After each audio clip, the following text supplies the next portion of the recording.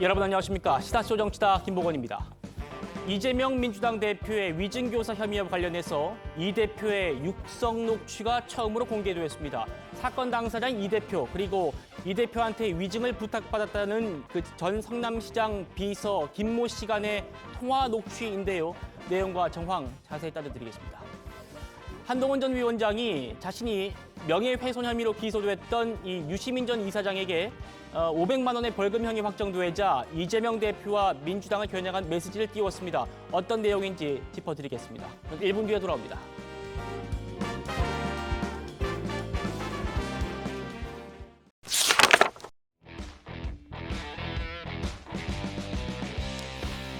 자, 이재명 대표가 받고 있거나 받게 될 재판들 중에 유죄 판결이 제일 유력한 재판을 하나 꼽으라면 단연 위증교사 의혹일 겁니다.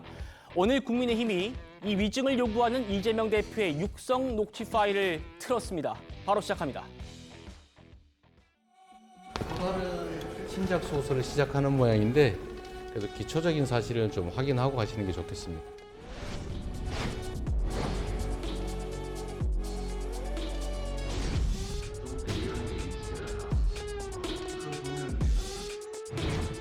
주로 내가 타겟이었던 거. 있는 대로 막 세월은 다 지났잖아요. 뭐 아니 뭐 너무 오래돼서 뭐 기억도 잘 안 납니다. 생각을 한번 더 살려봐 주시고. 기억이 나지 않는다고 얘기를 하는데도 불구하고 여러 번 압박을 가합니다. 그런데도 위증교사가 아니라는 거는 정말 어불성설이고.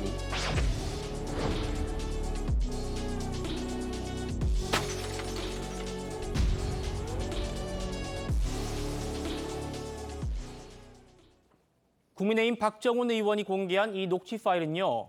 이재명 대표가 경기도지사던 2018년 12월에 김병량 전 성남시장의 수행비서였던 김모 씨하고 4번 통화를 한 녹음 중에 일부를 편집한 겁니다. 그러니까 대중에 이재명 대표의 육성이 공개된 건 이번이 처음입니다. 우선 들어보시죠. 주로 내가 타겟이었던 거. 있는 대로 막 세월은 다 지났잖아요. 뭐 아니 뭐 너무 오래돼서 뭐 기억도 뭐 사실 뭐 크게 기억도 잘 안 납니다. 사실은 안 나는데. 아무튼 그 필요하신 부분. 이 사건이 매우 정치적인 거래가 있는, 그러니까 뭐 예. 그런 사건이었던 걸로 기억된다 예, 정도. 예, 그런 얘기들을 좀 기억을 좀 되살려서 예. 혹시 기회 되면 네, 네. 뭐 그때도 뭐 그런 그런 뉘앙스 그런 뭐 그런 분위기 때문에 내가 뭐 구속되다 우리 시장님 모시고 있던 입장에서 네. 그래도 이렇게 좀 전체적으로 예. 한번 얘기를 해주면 크게 도움이 될 것 같아요. 자, 위증교사 사건과 관련해서 이재명 대표의 그 워딩은 많이 보셨을 텐데요. 이렇게 육성은 처음 들으실 겁니다. 들으신 대로 어차피 세월은 다 지났잖아요. 라든지 뭐 매우 정치적인 거래가 있는 그런 사건이었던 걸로 기억이 된다 정도로 한번 얘기를 좀 해주면 도움이 될 것 같아요. 이런 얘기를 이 대표 육성으로 들을 수 있었습니다. 박상수 변호사님 어떻게 들리십니까? 진짜 변호사들이 이제 증인신문을 준비를 하면서 이러한 저러한 그 대응들을 준비를 합니다. 그냥 지금 보면은 이재명 대표도 변호사 출신이다 보니까 되게 변호사스러운 워딩들이 많이 들어가 있는 것을 볼 수가 있습니다. 아, 이재명 대표가 법을 잘 알기 때문에 저렇게 얘기하는 거다. 그러니까 예를 들어서 이런 것들이 있죠. 뭐 그러한 기억들을 살려주시면 좋겠고 뭐라던가 이 내용들 전체를 보면은 뭐 사실이 그러하다라는 사실을 계속해서 이야기를 하고 이러한 부분들이 상당히 그 변호사들이 그 좀 나쁘게 변론을 준비할 때 나타나는 현상들이라고 좀 볼 수가 있는데 변호사가 그렇게 하는 것만도 문제가 있다고 볼 수 있는데 당사자잖아요. 지금 이 사안은 자기가 당사자인 사안에서 이러한 워딩을 활용해가지고 기억이 잘 나지 않는 사람에게 그 기억을 이렇게 살려보시는 거에 대한 이런 식으로 이야기를 하거든요. 이 워딩들이 굉장히 참 전형적인 면이 좀 있는데 이러한 부분들의 본래 그 의도나 이런 것들을 법원이 판단을 한다면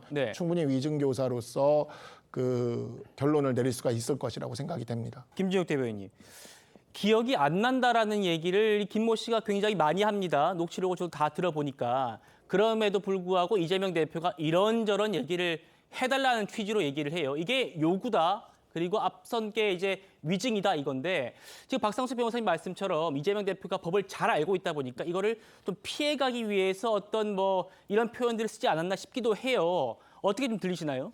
그러니까 지금 그 녹취록을 바라보는 관점에 좀 차이가 있는 것 같아요. 그러니까 지금 말씀 주셨던 것처럼 뭐 그렇게 뭐 또 들릴 수도 있겠죠.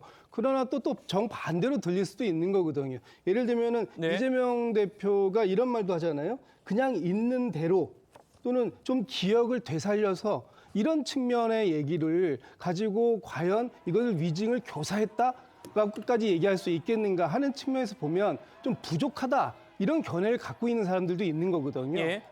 그러니까 이재명 대표가 지금 얘기하고 있는 것들은 아주 오래된 얘기잖아요. 2000년대 초반, 제가 뭐 2000 몇 년인지 기억이 안 납니다만 하여튼 지금부터 한 10몇 년 전 얘기예요. 그 얘기를 가지고 본인도 잘 그 기억이 안 나는 부분이 아니요. 있고. 지금 그거는 이제 검사 사칭 사건과 관련한 말씀이고 이제 이재명 대표가 위증을 요구한 거는 그 한참 뒤에 아니, 얘기죠. 그러니까 이 부분에 대해서 예. 이분에게 그때의 기억을 떠올려 달라라고 했던 거, 그 부분은 아, 꽤 예. 오래된 얘기라는 거죠. 그 꽤 오래된 얘기이기 때문에 사실 이분도 자세히 잘 기억이 안 날 수 있습니다. 그런 부분들을 기억을 좀 잘 되살려서라는 측면으로 얘기한다면 그 부분까지를 어떻게 위증을 교사했다고 얘기할 수 있을까? 그러니까 뭔가 이 기억에 반하는 증언을 해달라고 했을 때 네. 그것을 위증 교사라고 얘기할 수 있는 거 아닌가요? 그렇다고 보면 기억을 떠올려 달라. 아니면은 그냥 있는 대로 좀 얘기를 해주면 좋겠다. 그리고 나도 잘 기억이 안 나는 부분에 대해서는 나는 뭐 이렇게 기억이 나고 있는데 당신도 한번 참고해서 다시 이 자료를 가지고 기억을 떠올려 보면 좋겠다. 이런 식으로 얘기하는 것을 지금 위증 교사의 뭐 확증적 증거다. 이렇게 얘기하기엔 조금 부족함이 있다. 이런 법조인들의 견해도 있더라고요. 예, 알겠습니다. 최영우 의원님. 네. 그런데요, 저희 그래픽 좀 있으면 다시 한번 볼 수 있을까요? 이재명 대표가 그런 얘기들을 좀 기억을 되살려서라는 워딩은 있어요. 기억을 되살려서. 그런데 그런 얘기들이라는 표현이 앞서서 이재명 대표 본인이 얘기한 내용이에요. 그러니까 무슨 김모씨는 얘기냐면 예. 이런 거죠. 기억을 되살리라고 기억이 안 나는 사람한테 자꾸 기억을 그렇죠. 김모 씨는 기억이 안 되살리라고 난다고 하고 있는 얘기를 상황에서. 한다고 그래서 그 기억이 되살아나나요? 보통의 경우는 그렇지 않고요. 그런 얘기를 해가면서 자꾸 본인이 의도하는 바대로 유도를 해요. 뭐 왜 정치적인 사건에 얽매여서 뭐 또는 휘둘려서 내지는 뭐 이러이러한 정도라는 표현이 있죠. 아까 그 이재명 대표 육성으로 얘기하는 것 중에 네. 이러이러한 정도라는 거는 기억이 안 나는 이 김 씨를 상대로 해서 이렇게 말을 해달라는 거잖아요. 그러면 왜 표현을 이재명 대표가 저렇게 했을까? 그건 아까 박상수 변호사가 얘기했듯이 네. 위증을 교사할 때는 본인이 변호사니까 이게 위증 교사에 나중에 문제가 될 것을 왜 모르겠어요. 그러니까 만약에 이게 드러나더라도 나는 그렇게 얘기하지 않았고요. 사실대로 얘기해달라고 했습니다. 예. 뭐 이제 이렇게 얘기하기 위해서 중간중간에 뭐 기억에 나는 대로 뭐 사실대로라는 표현을 썼지만 그 중간중간에 보면 본인의 의도가 다 들어가 있어요. 요런 정도, 이렇게. 그러다가 이제 나중에 안 되니까 변론 요지서를 보내주겠다까지 된 거 아니겠어요? 변론 요지서를 보내주겠다는 건 기억이 안 나는 사람한테 변론 요지서를 보내면 요대로 나가서 증언을 해달라 이 얘기 아니겠어요? 그걸 교사라고 그러죠. 뭘 교사라고 합니까? 그러니까 예. 이 변호사들이 사건을 할 때 이런 경우들이 종종 있어요. 그러니까 이 상대가 위증을 했던 증인이 우리 쪽 증인이 되는 경우들이 있거든요. 그럼 왜 이게 위증을 하셨냐 이렇게 물어보면 그런 얘기를 해요. 상대 쪽 변호사가 이렇게 갖다 놓고 이 증언을 해야 될 내용을 이렇게 알려주면서 이것이 사실이다. 사실이니까 이대로 얘기를 하셔야 되는 거다라고 그런 소리를 들어서 자기가 그렇게 위증을 했다라는 이런 얘기를 하는 그러니까 상대 측 증인인데 우리 측 증인이 되는 사람들 중에 그런 얘기를 하는 경우들이 있는 거죠. 예. 지금 요 대화 내용을 보면은 그게 상당히 그 기술적인 그러한 점들이 지금 활용됐다라는 것이 좀 확인이 될 수가 있습니다. 그렇군요. 박상수 변호사님이 현직에서 지금 겪은 그 경험을 토대로도 말씀 주세요.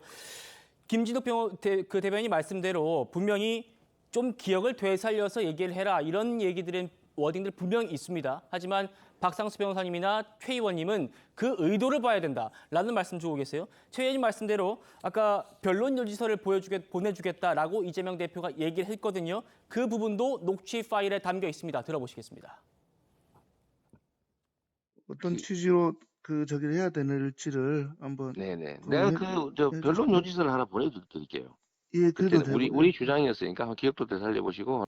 지금 변론 요지서라는 문서입니다만 여당에서는 그게 변론 요지서가 아니고 다른 말로 답안지 아니냐, 그렇죠. 답지 않느냐 이런 얘기를 하고요. 민주당에서는 그게 왜 위증교사 증거가 되냐라고 얘기를 하고 있습니다. 어떻게 좀 바라보고 계십니까? 근데 이 지금 요 통화 내용만으로 미뤄볼 때 애매한 부분이 분명히 있긴 있어요. 이게 법률적으로 이제 다들 앞에서 말씀하셨습니다만 이 교사라는 게 뭡니까? 교사라는 게 꿰어서 부추긴다 이런 거 아니에요? 예. 부추긴다는 게 교사거든요.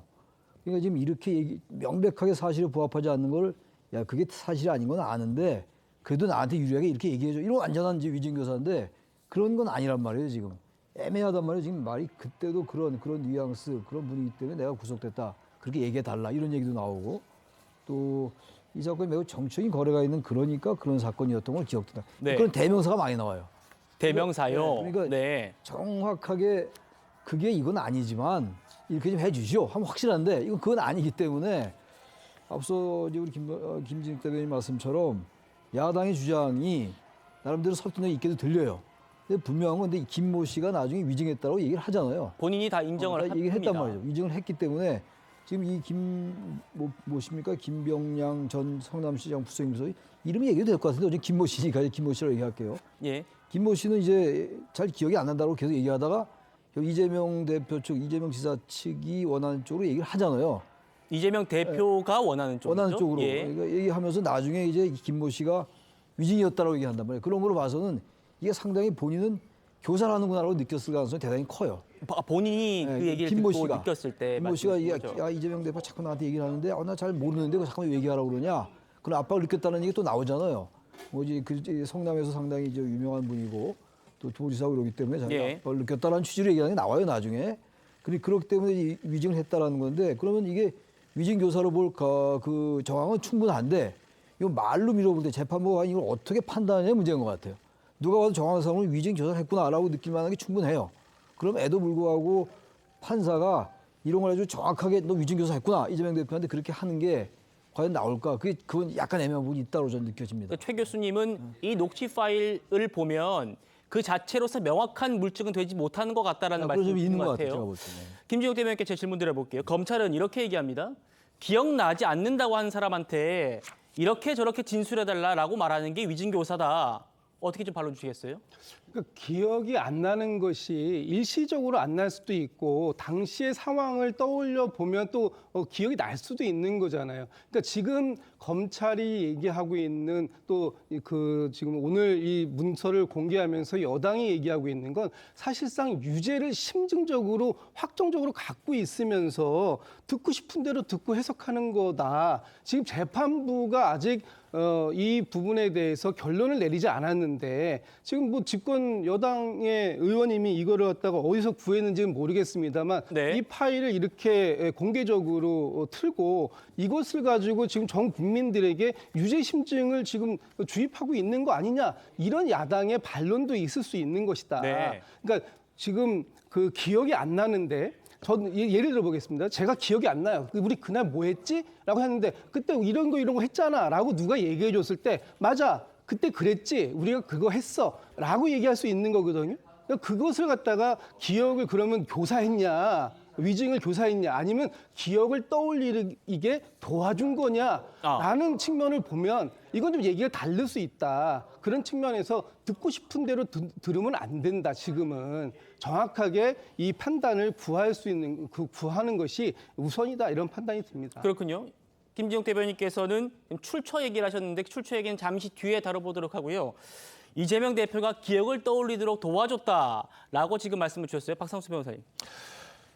그러니까 이 부분에 있어서는 사실 법원이 한번 판단을 했어요. 우리 구속영장 기각을 할 때 위증교사가 소명된다라는 이야기를 한번 판단을 했죠.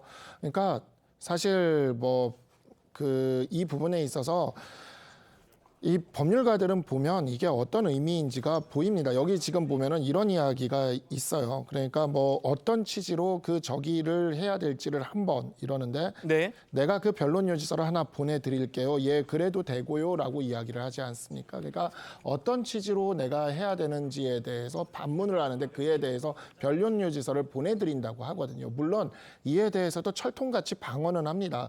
변론 요지서가 우리 주장이었으니까 한번 기억도 되살려 보시고라고 이야기는 해요. 네. 그렇기는 하지만 이러한 부분들이 굉장히 기술적인 표현들이고 이러한 기술적인 표현들 이면에 보면은 어떤 취지로 내가 얘기를 해야 되는 기억도 안 나는 사람이 어떤 취지로 얘기를 해야 되는지를 물어보는데 그에 대해서 변론 요지서를 보내는 장면이 있거든요. 물론 그에 대해서 기억을 되살려 보시고 그 기억에 대해서 맞춰서 얘기하려고 한 것이다라고 주장은 하겠지만 이 부분에 대해서 법원이 이미 한번 그 구속영장 기각 때도 한번 판단을 한 바가 있고 물론 네. 그 판단이 다음 판단을 구속하지는 않습니다. 그렇기 때문에 다른 그 판단이 바로 이어질 거라고 볼 수는 없다 하더라도 연속선상에서 저는 판단이 상식적으로 나올 것이라고 생각합니다. 알겠습니다. 사실 지금 들으신 이 내용 자체는 새로울 것이 없다고 볼 수도 있겠습니다. 이미 정치권에서도요, 이재명 대표의 녹취 파일이 있다라는 건 알고 있었고 작년 영장심사 때도 다 제출됐던 걸로 저도 알고 있습니다. 저희가 지금 듣고 있는 이 같은 녹취를 듣고도 작년 9월에 한동훈 당시 법무장관 그리고 민주당은 정반대로 해석했었습니다. 들어보시죠. 당시 전 성남시장 김병량과 KBS 간에 최초로 PD에 대한 고소는 취소하고 이재명 의원만 주범으로 몰기로 하는 협의가 있었다는 취지로 허위 증언을 하도록 위증을 교사했다는 겁니다. 검찰이 증거로 들고 있는 녹취록을 아무리 들어봐도 위증을 교사한 증거는 나타나지 않고 있습니다. 사실대로 진술해달라라고 이야기하고 있을 뿐입니다. 있는 대로 진짜 세월도 지나버렸고 그래서 KBS 측하고 그 당시에 그래서 KBS 측하고도 얘기하고 PD 측하고도 얘기하고 해서 그 내가 시킨 걸로 내가 주범인 걸로 해주면 고소를 취소해 주기로 합의했던 걸로 내가 그때 기억하거든요. 근데 물론 증명은 안 됐지만 네 너는 봐줄게 그 이재명이가 한 걸로 하면 이런 방향으로 좀 정리를 그때 했던 걸로 내가 기억하고 그런 얘기들을 좀 기억을 좀 되살려서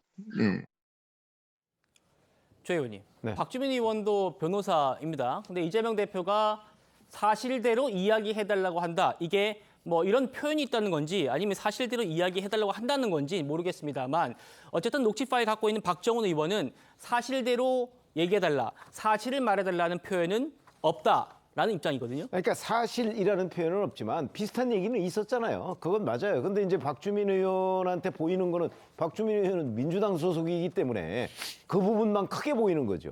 이제 저희 눈에 저희처럼 좀 객관적으로 보려고 한다면 네. 뭐 그 있는 그대로라는 표현이 있잖아요. 뭐 그게 사실 그대로라고 해석할 수도 있죠. 네. 그러나 이제 그 말을 하고 난 그 다음에 보면 이렇게 정도 요런 정도로 얘기하고 그런 그다음에 얘기, 뭐 이런 얘기 이런 얘기가 쭉 있거든. 저는 그게 이재명 당시 경기도지사의 본심이라고 생각해요. 응? 당시에는 기억이 없지만 요런 정도로 얘기를 해달라. 그리고 나중에 가서 안 되니까 변론 요지서를 보내주잖아요. 보내주면은 그대로 해달라는 얘기잖아요. 그래서 그 김모 씨가 그대로 했어요. 그리고 나서 나중에 사실은 위증이었다. 이렇게 얘기를 하고 있는 거잖아요. 예. 더 이상 얘기가 뭐가 필요하죠? 그런 게 위증 교사입니다. 그런 점에서 본다면 저는 박주민 의원이 변호사지만 그 변호사로서 지금은 얘기하는 게 아니고 민주당 의원으로서 얘기를 하고 있고 민주당 의원으로서 이재명 대표를 두둔하려고 하다 보니까 네. 거기에 뭐 있는 그대로라는 그것이 굉장히 크게 보여서 저렇게 주장을 하고 있을 뿐이지 만약에 객관적인 변호사들 법조인들한테 한번 물어보시면 그러면 뭐 제 의견과 크게 차이가 없을 것이다. 저는 이렇게 확신합니다. 그렇군요. 박주민 의원은 정치적인 해석을 한 거다. 이렇게 봐야 한다는 말씀이셨습니다. 경기도지사 신분이었던 이재명 대표가 이 김모 씨한테 직접 전화를 걸어가지고 이런저런 이야기를 해달라라고 말한 것도 좀 의아스럽긴 합니다.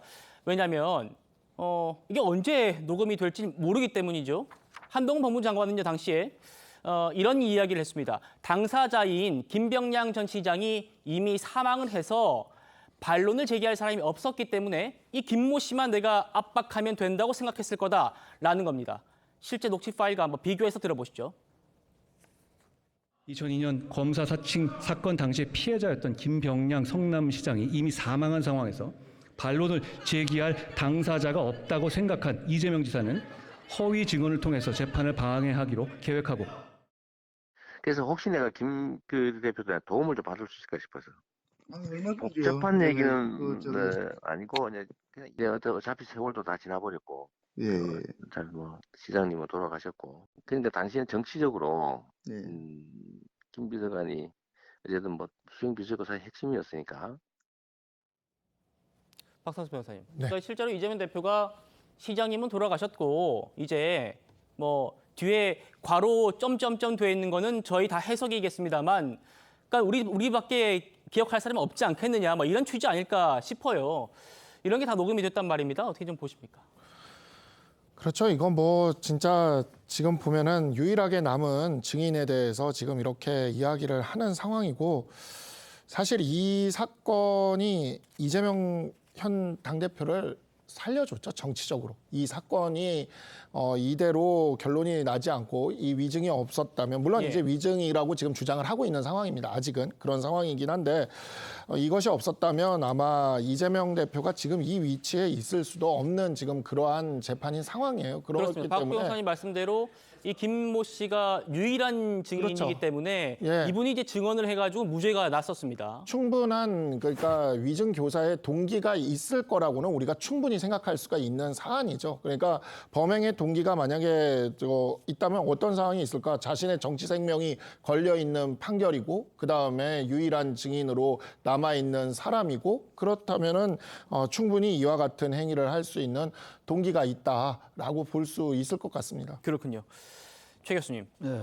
그러니까 이 김모 씨가 결국 위증을 해줬고요. 이재명 대표가 그 위증 이 덕이 컸습니다. 그래서 결국 무죄를 받았고, 그 이후에 이제 정치적인 지금 활동을 이어가고 있는 건데, 이분이 이제 어떻게 위증이다 이렇게 됐냐면, 백현동 사건 때 이분이 또 조사를 받았었어요. 네. 그때 이제 내가 사실은 그 사건 내가 위증했다라고 얘기를 해가지고 자백을 한 건데요. 아까 잠깐 얘기 나왔습니다만 이 김모 씨가 그럼 너 왜 위증했어? 라고 검찰이 물었을 때 이렇게 얘기했었습니다. 내가 성남에 살고 있기도 하고 거기서 사업도 하고, 그런데 그 지역 여론, 그러니까 성남 여론이 이재명에게 매우 우호적인데 내가 압박을 안 느낄 수 있었겠냐. 그리고 특히 경기도지사였던 당시에 이 대표가 반복적으로 요구를 했기 때문에 거절할 수 없었다라고 진술했다는 게 지금 내용이 쓰여 있단 말입니다.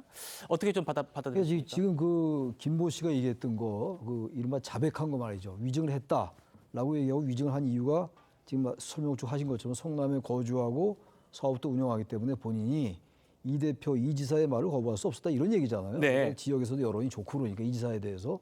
그래서 맨 처음에 이제 통화하고 이제 이른바 위증 교사를 할 때 지금 이 김모 씨는 기억이 잘 나지 않는다고 얘기하고 있는 거 아니에요? 계속 부담을 느낀다고 얘기하고 있고. 예. 그러니까 이 대표가, 이 지사가 그 당시 이 지사가 얘기하는 것에 대해서 그렇게 얘기할 의사가 없는 거죠. 생각도 안 나고 그러니까 자기는 전혀 그쪽의 생각이 부합하지 않는다고 보는데, 자꾸 이 대표가, 이 지사가 그렇게 얘기를 하니까 얘기를 했다는 그런 논리잖아요, 구성이 지금. 게다가 이제 이 부분이 정말 자신은 마음에 없던 얘기를 한 거다. 네. 그 이제 이 대표, 이 지사 측이 얘기한 걸 보고 얘기를 했다라고 했단 말이에요. 예. 제가 볼 때는, 제가 아까 말씀드린 건 이재명 지사가 통한 내용, 그 2018년도 12월에 통한 내용 그 자체로만 볼 때는 이게 위증이다라고 딱 얘기하기는 좀 애매한 게 있다 하더라도, 아까도 말씀 나온 것처럼 지난해 그 영장 기각될 때, 그때 대북 송금에 대한 기각이었습니다만 이 위증 교사 얘기가 있었잖아요. 그 유창원 판사가 말이에요. 그랬죠. 그래서 어쨌든 소명이 된다고 소명된다고 했었습니다. 그리고 지금 이 누굽니까? 김모 씨가 자신이 위증했고 그때 위증했던 이유는 이러이러한 거다라고 자백을 했기 때문에, 지금 이 대표의 이런 얘기들이 정황상으로 충분히 위증을 교사했다라고 볼 건 충분히 있다는 거죠. 단지 아까 제가 말씀드린 그 내용은, 그 내용, 이 지사가 얘기한 그 예. 통화의 내용으로만 볼 알겠습니다. 때는 그 애매한 부분이 있다. 그런 얘기를 한 거죠. 알겠습니다. 그게 아마 박 변호사님 말씀하신 것처럼 이재명 대표가 변호사기 때문에 네. 워낙 이 부분들을 교묘하게 또 어떤 문제가 될 소지를 없애기 위해서 좀 말을 했을 수 있다라는 말씀과 연결되는 것 같아요, 최 의원님. 이게 언론 보도를 종합해 보면요, 이 김모 씨가 위증을 해야 할 이유, 동기, 이게 본인이 얘기한 것 중에 없는 부분이 하나 있어요. 그게 무슨 겁니까? 얘기냐면 예. 사실은 이재명 대표가 성남시장 시절에 백현동 그 이제 의혹이라고 우리가 얘기하는 백현동 아파트를 용도 변경을 해주고 뭐 여러 가지 특혜를 줬잖아요. 그런데 그 일종의 그 장본인이 이제 이재명 대표가 뭐 인섭이 형 이렇게 부르는 김인섭 씨였단 말이죠. 그 로비스트가. 근데 이 김인섭 씨하고 이 위증을 한 김모 씨가요. 그 사실상 동업을 해요, 거기서. 네. 그렇기 때문에 이재명 대표, 성남시장이었던 이재명 대표의 요구를 이 김모 씨가 들어주지 않을 수 없는 상황이에요. 예. 왜냐하면 만약에 안 들어줬을 경우에는 본인과 동업 중인 김인섭 씨의 여러 가지 불이익이 가해질 그 가능성이 대단히 컸거든요. 그렇기 때문에 이 김모 씨가 지금 대화로서 나오는 저런 거 외에도 실질적으로 이재명 대표의 요구를 들어주지 않을 수 없는 이유가 아주 현실적인 이유가 본인의 이익과도 연관돼 있기 때문이에요. 그렇군요. 그렇기 때문에 이 주변 정황을 보면 위증을 이제 계속 기술적으로 시킨 것이고, 그다음에 그 부분에 관해서 이 김모 씨가 들어주지 않을 수 없는 상황에 처해 있었다 하는 것을 이 언론 보도를 보면 충분히 파악할 수 있어요. 예. 그렇기 때문에 뭐 이거는 이제 뭐 거의 지금 재판이 막바지에 가는 거 아니겠습니까? 그렇습니다. 아마 결론이 그 판사가 곧 결론을 내지 않을까 저는 이렇게 봅니다. 예. 그 위증을 교사하고 그 교사를 받은 김모 씨가 위증을 할 수밖에 없었던 그런 양측의 동기를 저희가 좀 살펴봤습니다. 이재명 대표는요, 2017년 대선 경선 때도 그리고 2018년에 경기도지사 토론회에서도 이 검사 사칭 사건 재판에서 나는 누명을 썼다 이렇게 일관되게 주장을 했었거든요. 그렇지만 당시 KBS PD 증언 정반대입니다. 녹취 파일 내용과 함께 한번 들어보시겠습니다. 검사 사칭은 제가 한 게 아니라 방송국 PD가 사칭해서 전화하는 것을 제가 검사 이름을 알려줬다는 이유로 누명을 쓴 겁니다. 어쨌든 내가 주도를 했다. 그다음에 뭐 내가 질문하는 도중에 뭐 메모를 해주면서 질문 내용을 다 알려줬다 뭐 이런 소리를 했었는데 어쨌든 그거는 뭐 법정에서 우리가 따질 바고 검찰도 나를 순봐야 되고 또 시도 그렇고 KBS도 그렇고 전부 다 이해관계가 일치되는 나한테 덮어씌우면 도움이 되는 사건이었던 거예요. 그럼 진실은 뭐냐? 이 판결문 1심, 2심 대법원에 나오는 이 내용들이 진실입니다. 이재명 씨는 가끔 카메라 쪽으로 다가가 스피커에 귀를 대고 김병량 시장의 답변을 들으면서 저에게 추가 질문사항을 메모하거나 간단하게 적어주거나 나중막한 목소리로 보충 설명하고 만족한 답변이 없을 때는 자기가 동그라미를 이렇게 했어요. 이게 나와 있습니다. 박 변호사님, 그러니까 KBS PD 얘기도 그렇습니다만 지금 이번 사건의 핵심은 위증을 교사했냐 이겁니다. 뭐 검사 사칭했냐 이 문제가 아니거든요. 그렇죠. 네. 그런데 이재명 대표 측이 지금 KBS 측 증인들을 대거 지금 증인으로 신청해가지고 재판이 좀 이렇게 늦어지는 그런 것 같은데 어떻게 좀 바라보시나요? 그러니까 이게 아주 전형적인 재판을 지금 연기시키려는 그 작전입니다. 지금 보면은 사실 지금 KBS PD도 이야기를 하고 있지만 이미 이에 대한 판결문이 이미 다 있어요. 이렇게 다 있고 이에 대한 것이 이제 진실입니다라고 이야기를 하고 있지 않습니까? 그러니까 이러한 부분들에 있어서 굳이 이와 같은 증인을 추가로 신청하고 이러는 것이 필요가 없는 사안입니다. 근데 불필요함에도 불구하고 왜 하느냐? 지금 이 사건은요. 이 사건은 이미 그 위증을 통해서 최종적으로 무죄 판결이 이렇게 나와버린 사건입니다. 그렇기 때문에 이 사건은 위증 교사가 인정이 되게 되면은 형량이 생각보다 높게 나올 가능성이 있는 사안입니다. 아, 네. 그래서 이 부분들 때문에 이 선고를 최대한 지금 늦추려는 전략이 지금 나오고 있는 거죠. 그래서 이 부분에서 재판부가 이런 전략들에 너무 휘말리지 말고 이게 증인 채택이나 이런 것들은 재판부가 결정할 수 있는 사안이거든요. 네. 그래서 재판부도 지금 계속해서 공격을 당하고 있어요. 뭐 법관 탄핵이니 법 왜곡죄니 하는 이야기들을 당하고 있는 상황입니다. 그러니까 최대한 재판부가 이런 부분에 있어서 불필요한 증인에 대해서는 채택하지 말고 네. 빠르게 선고를 하는 것이 필요하다라고 생각을 합니다. 알겠습니다. 지금 앞서 김진욱 대변인께서도 여당 의원이 이 녹취 파일을 공개한 것에 대한 출처를 또 의문을 주셨는데 민주당에서도 검찰로부터 받은 거 아니냐 이런 얘기가 나왔어요. 그런데 조금 전에 검찰 입장을 냈습니다. 서울중앙지검이요. 박정훈 의원의 녹음 파일 공개는 검찰과 관련이 없다. 그리고 녹음 파일은 사건 당사자로부터 압수해서 우리도 확보를 하고 있다. 라면서요. 또 그 녹음 파일은 해당 사건 재판에 이미 증거로 제출됐고 그리고 피고인 측의 요청으로 녹음 파일을 제공한 적이 있다. 검찰이 여당 의원에게 제공했다는 건 억지 주장이다. 라는 얘기입니다. 자, 김 의원님. 그러니까 지금 검찰 얘기는 이건 지금 이미 재판의 증거로 채택돼 있는 녹취고 이거를 피고인에게도 이재명 대표 측에도 제공됐고 이렇게 얘기하는 거예요. 그러니까 우리는 한 적이 없고 그러니까 여러 가능성이 있는 건데 왜 우리 검찰에만 탓을 하느냐 이 말 같아요. 어떻게 받아들이십니까? 검찰 입장에서는 뭐 당연히 저런 말 할 수 있죠. 저 파일을 압수수색해서 이미 이 재판에서 증거로 활용돼서 이미 내용은 다 우리가 알고 있었던 거 아닙니까? 그렇죠. 그런데 문제는 저 파일이 어떤 과정을 통해서 누구를 통해서 지금 여당 의원에게까지 들어갔고 그것이 오늘 공개됐느냐 하는 부분 아닙니까? 네. 그러니까 저 파일을 다룰 수 있는 저 파일에 접근 가능한 사람은 일단 녹취한 사람일 것이고요. 그렇죠. 그다음에 압수수색해 간 검찰일 것이고요. 네. 그다음에 변호인도 있을 수 있고요. 그렇죠. 또 피해자가 있을 수 있어요. 그런데 피해자가 저걸 공개했을 리는 없지 않습니까?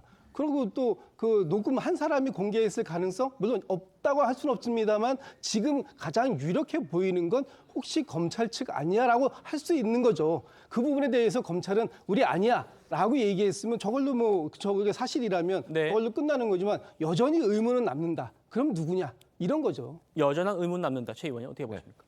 아니 지금 뭐 말씀하신 거 맞아요. 저거는 그 재판과 연관된 당사자들이 다 가지고 있을 거고요. 네. 그다음에 그 실제 우의증을 한 그 김모 씨라는 사람도 검찰 압수수색 전에 별도의 파일을 만들어놨을 가능성도 있기 때문에 그렇습니다. 우리가 지금 얘기하는 재판 당사자라는 사람은 여러 명이잖아요. 검찰, 그다음에 그 우의증 당사자인 김모 씨, 그다음에 변호인.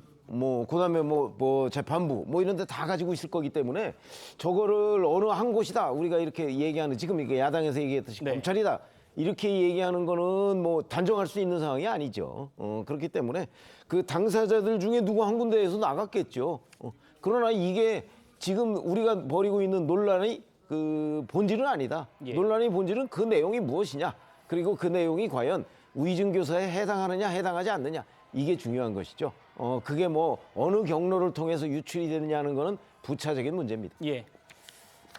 출처는 부차적인 문제다. 제가 법조기자 할 때도요. 여러 가지 보도를 했습니다만 그때마다 뭐 밖에서는 검찰이 준 거 아니냐 이런 얘기를 하는데 생각보다 정말 의외의 사람이 의외의 장소에서 뭐 확보한 적이 많았던 그런 기억이 있습니다. 이번 사건과는 또 별개로요. 위증교사 재판은요. 결과가 어떻게 나오든 이재명 대표의 정치 행보에 아주 큰 영향을 미칠 건 분명합니다. 박 변호사님 말씀 주셨습니다만 이번 녹취록을 공개한 박정원 의원도 이재명 대표 향후 정치 인생에 아주 큰 영향을 미칠 거다라고 같은 주장을 한 것 같아요. 들어보시겠습니다. 이게 만약에 위증교사가 되지 않는다면 대한민국의 형법에 위증교사라는 얘기가 사라져야 될 정도로 명백한 위증교사라고 볼 수 있습니다. 그렇기 때문에 빠른 결론이 나올 수 있다고 볼 수 있겠고요. 만약에 이재명 대표가 징역형을 선고받는다면 여러 가지로 이재명 대표의 향후 정치 행보에도 여러 가지 영향이 있을 수 있는 아주 중요한 판결이라고 볼 수 있겠습니다. 자, 김종태 의원님께 한 번 더 여쭤봐야 될 것 같습니다. 그러니까 박정원 의원 얘기는 위증교사는 보통 징역형이 많이 나오는 것 같더라 물어보니까 박상수 변호사님도 아까 이제 집행유예 말씀 주셨는데 이렇게 되면 이재명 대표는 대선 출마가 불가능해지지 않습니까? 일단 1심 판결이 이제 앞으로 곧 나올 예정 네. 아니겠습니까? 저 1심 판결 이후에 1심 판결만 가지고 곧바로 이재명 대표의 어떤 정치적 행보에 영향을 직접적으로 준다라고 할 네. 수는 없을 것 같아요. 어쨌든 3심까지 대법원 그렇습니다. 판결까지 받아봐야 되는 상황이기 때문에 네. 물론 그 과정 속에서 아마 여러 어려움들은 있겠습니다만 그것이 지금 이재명 대표가 헤쳐나갈 수 없는 수준의 그런 아주 큰 공경에 빠뜨릴 것 같지는 않다 이렇게 보여집니다. 그렇군요. 최 교수님 어떻게 보세요? 그러니까 민주당에서는 이번 위증교사 재판도 그렇게 크리티컬하게 이재명 대표의 정치 인생을 타격할 정도는 아닌 것 같다라고 얘기를 주고 계십니다. 저는 그렇게 보지 않아요, 그분은. 아, 지금 이제 이재명 대표에 대한 사건이 꽤 많잖아요. 지금 재판도 4개 이제 되는 거고 4개가 돼요 이제 대북 송금 의혹까지 기소가 됐기 때문에. 근데 만약에 위증교사 사건 저 사건이 1심에서 2심까지 안 가더라도 2심까지 언제 나올지 모르겠습니다만 1심에서 아까 얘기 나온 금고 이상의 집행유예가 나오면 예. 이재명 대표에 대한 그렇다고 대선 주자로서의 지위가 완전하게 흔들리지는 않을 거예요. 지금 이재명 대표가 그야말로 장악한 민주당이 워낙 다른 의원들이 말이 없어요. 네. 이재명 대표에 대해서. 좀 그래서 당장 1심 판결 가지고 이재명 대표가 완전히 위상이 흔들리거나 그러지는 않겠습니다만 전 지지율도 상당히 영향이 있을 것 같아요. 지금 어쨌든 여러 사건들 재판들에 대해서 이재명 대표에 대해서 유죄 나온 게 하나도 없다고요. 네. 유죄가 나오지 않은 것과 유죄가 나올 것이다. 그리고 나와야 된다. 뭐 나오지 않는다. 이런 여러 논란이 있는 건 전혀 차원이 달라요. 그렇습니다. 대법원까지 안 가더라도 말이죠. 1심에서 어떠한 사건에서 유죄가 나왔다. 그게 저는 이재명 대표의 전혀 위상에 흔들리지 않는다라고 보기 어렵죠. 상식적으로. 단지 이제 2심까지도 안 갔기 때문에 2심도 이제 고등법에서 바뀔 수도 있으니까. 네. 근데 만약에 2심까지 가서 만약에 유죄가 또 그런 식의 나왔어요. 1심도 안 나왔어요? 1심도 안 나왔죠. 예. 너무 늦고 재판본 너무 늦고 말이죠. 그리고 좀 다른 얘기는 합니다만 KBS 아까 PD 관련 것도 왜 관련도 없는 인사를 잔뜩 증인 신청합니까? 지금 이런 사건이 한두 개가 아니에요. 재판 기피 신청도 있었고 지난해 말이죠. 저는 그건 뭐 이화영 전 무지사 얘기긴 합니다만 예. 지금 이제 어쨌든 재판을 지연시키고 재판의 길을 연장시키려는 게 너무 많이 보여요. 저는 그래서 이건 좀 다른 얘기긴 합니다만 우리 한국 정치가 너무 왜곡되고 있어요 지금. 유권자들은 도대체가 가장 유력한 정치인, 예. 여야 통틀어서 1위를 달리고 있는 거야. 대선 주자 1위를 달리고 있는 이 분에 대해서 유무죄를 알지 못한 상황. 대법원까지 가야지 하는 거지. 그리고 네. 사실 대장동 사건, 위례 신도시 이런 거는 대법원까지 가서 판결 나오는 게 이 대선 전에는 힘들어요. 저는 법률가는 아니더라도 그거 다 예. 아는 거 아니겠습니까? 그럼 저는 위증교사 의혹 이런 건 빨리 재판 결과를 내려줘야 돼요. 1심 빨리 내리고 2심도 더 빨리 나와야 되겠죠. 2심은. 그러고 난 다음에 이제 유권자들에게 판단을 구하는 거죠. 물론 네. 그래도 무죄 추정의 원칙 때문에 그렇죠. 대선에서 전혀 문제 없어요. 출마할 수 있는데 과연 그게 맞는 정치냐, 우리 한국 정치 전체. 저는 그래서 감히 말씀드리는데 이재명 대표 개인을 말씀드리는 게 아니라 이재명 대표 공인으로서 이재명 대표를 네. 얘기하는 거예요. 사인으로서 이재명 대표 얘기하는 게 네. 아니라 공인 야당 대표로서 이재명 이른바 사법 리스크가 전 대한민국 리스크가 되고 있다. 전 감히 그렇게 말씀드립니다. 예. 이거 빨리 판결을 내려줘야죠. 제가 유죄다 무죄다로 주장이 전혀 아닙니다. 법원이 빨리 판결을 내려줘야 한다는 말씀. 물론이죠. 예. 최 의원님. 그러니까 지금 이제 1심도 안 나왔어요. 이제 뭐 여름쯤에 아마 몇 달 안에 아마 1심 나오겠습니다만은 2심 남았고 3심 남았고 뭐 이렇기 때문에 저희가 형을 뭐 일찍 예단하기는 어렵습니다만 만약에 1심에서 어떤 결과가 나왔을 때 이재명 대표의 대선 후보로서의 지위는 어떻게 좀 뭐 영향을 미칠까요? 만약에 이제 그게 유죄냐 무죄냐에 예. 따라서 다른데 네. 예를 들어서 유죄가 나왔을 경우에 이재명 대표의 지위는 크게 흔들린다는 거는 의심할 바가 없어요. 크게 왜 흔들릴 그러냐면 것이다. 우리 1심에서 유죄가 나왔을 때 2심에서 무죄가 되고 3심에서 그 무죄가 확정될 확률이 그렇게 높지 않아요. 뭐 저 그 통계까지는 제가 모르겠습니다만은 높질 않아요. 그렇기 때문에 만약에 1심에서 유죄가 나왔다고 한다면, 네. 그러니까 금고 이상의 유죄가 나왔다고 한다면, 그게 3심까지 가서 그 이제 확정될 확률이 대단히 높아져요. 뭐 그냥 조금 그냥 대략 얘기해도 50%가 훨씬 넘는다고요. 그렇게 된다면 이재명 대표의 대선 출마 여부에 대한 근본적인 그 회의가 될 것이고, 예. 만약에 1심에서 무죄가 나왔다. 뭐 그래도 결과는 마찬가지인데 1심에서 무죄가 나왔다고 그래서 그럼 2심, 3심에서 계속 무죄가 나올 것이냐? 또 그것도 아니에요. 그렇습니다. 그렇지만 이 1심에서 무죄가 나왔을 경우에 이재명 대표는 거의 날개를 다는 수준의 그 어떤 대선 주자로서의 위치가 확고해질 거예요. 그러니까 이거는 법률적으로는 우리가 뭐 무죄 추정의 원칙 이런 얘기를 하지만 정치적으로 보면 1심에서 유죄가 나오느냐 무죄가 나오느냐는 건 대단히 중요한 겁니다. 그렇기 때문에 이 부분에 이제 주목을 안 할 수가 없는 것이고, 저는 개인적으로는 어떻게 보냐면 네. 만약에 이재명 대표가 지금 얘기했듯이 이거 위증교사 안 된다. 그러면 왜 이렇게 쓸데없는 증인들 다 신청하면서 재판을 지연시키죠? 빨리 끝내면 될 걸. 끝내면은 아마 그 한 5월쯤에 무죄 나왔을 거예요. 그렇죠? 근데 그렇게 하지 않잖아요. 저는 그 이유가 네. 바로 본인도 이 문제에 관한 무죄를 확신하고 있지 못하기 때문 아닌가. 예. 저는 이렇게 관측합니다. 그렇군요. 이재명 대표 측도 뭔가를 알고 느끼고 있지 않을까. 라는 말씀이셨습니다. 여기까지 하고요. 저희는 오늘 있었던 또 다른 의미 있는 재판 얘기 좀 해보겠습니다.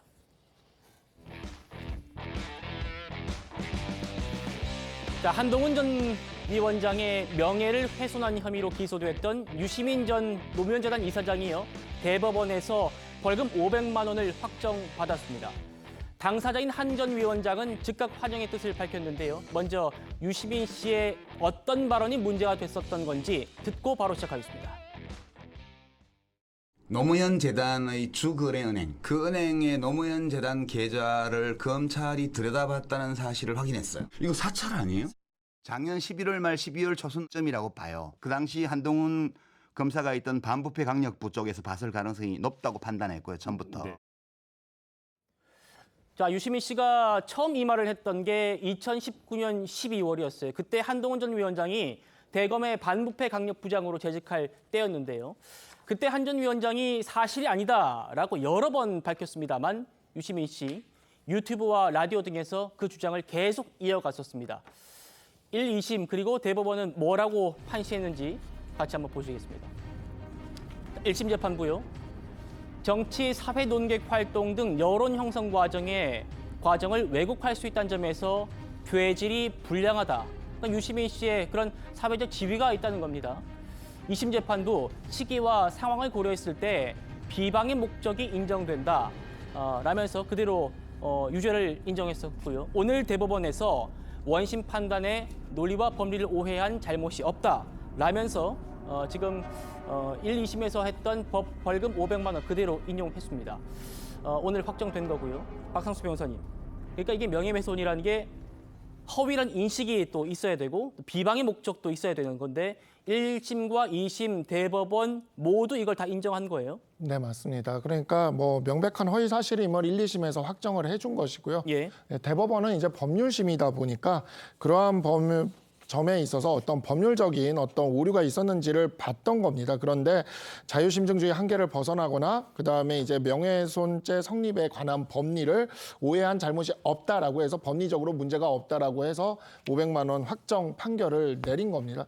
사실 허위사실적시 명예훼손 같은 경우에 물론 뭐 초범이기는 하겠지만 그 표현의 자유와 표현과 관련된 범죄에서는 가장 좀 형량이 높은 편입니다. 그러니까 예. 모욕이나 사실적시 명예훼손보다는 높은 편인데 그러한 것 치고는 벌금 500만 원이면은 뭐 그렇게 그 아주 많이 높게 나온 것 같지는 않아요, 형량은. 네. 그래서 이러한 부분들을 좀 이제 그 초범이기도 하고 그러한 부분들을 좀 고려를 해서 판결이 나온 것 같기는 한데 사실 이 재판에서 유시민 작가가 재판에 출석할 때마다 보인 태도들 네. 이러한 부분들은 이 형량과 과연 비례하는가라는 좀 의문이 있습니다. 물론 오히려요? 이제 굉장히 뭐 이런 점들에 있어서 한동훈 위원장에 대해서도 오히려 뭐 이렇게 그런 발언들을 했던 거나 이런 것들을 제가 떠올려 보면 좀 그런 면이 있고 판결에서는 그래서 그러한 부분들이 좀 들어간 게 있어요. 죄질이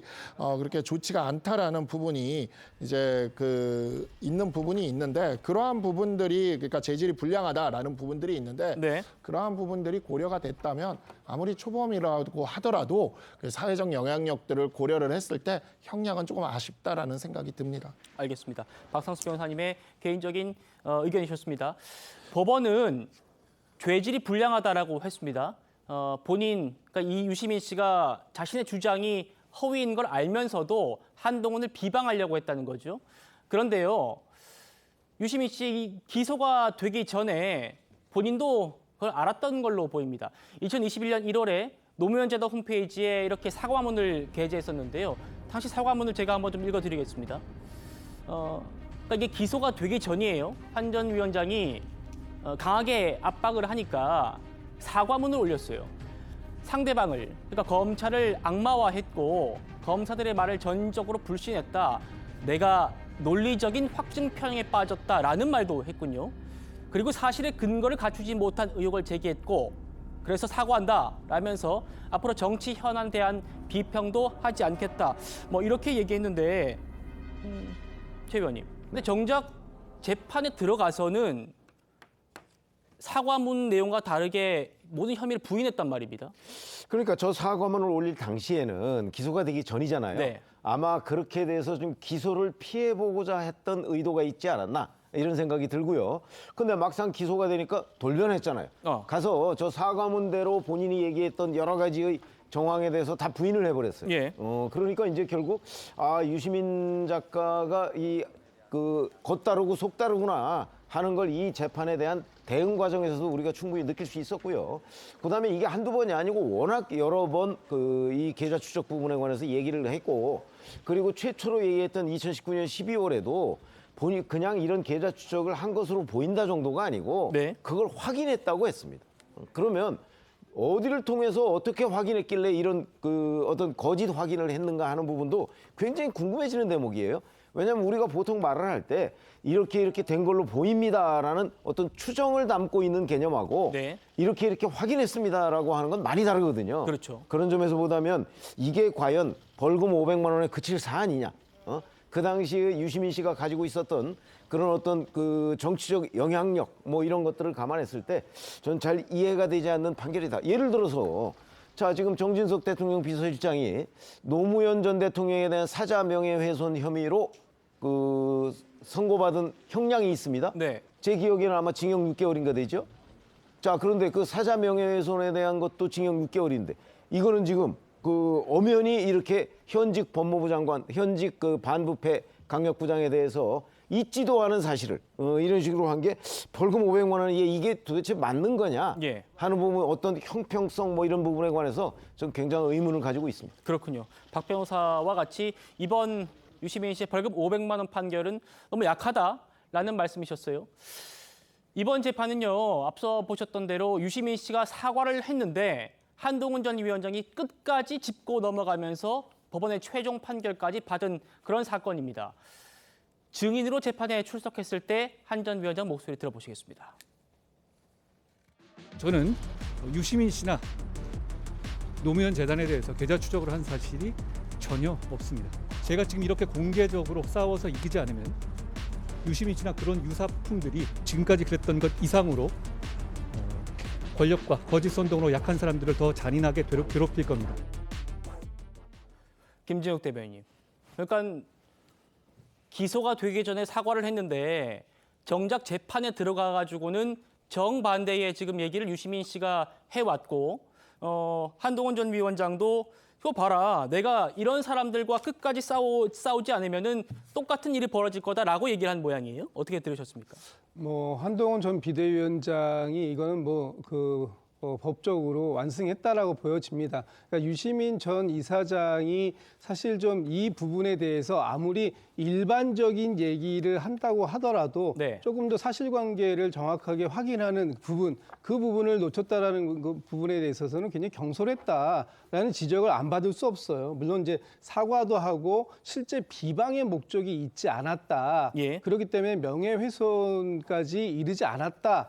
할 목적이 없었다, 의도가 없었다 이렇게 얘기하지만 사실상 한동훈 전 비대위원장이 그 당시 본인을 겨냥했던 사건이다라고 했기 때문에 네. 사실 한동훈 전 비대위원장 입장에서는 저를 충분히 끝까지 법적인 판단을 구해보겠다라고 할 수도 있었던 사안이다.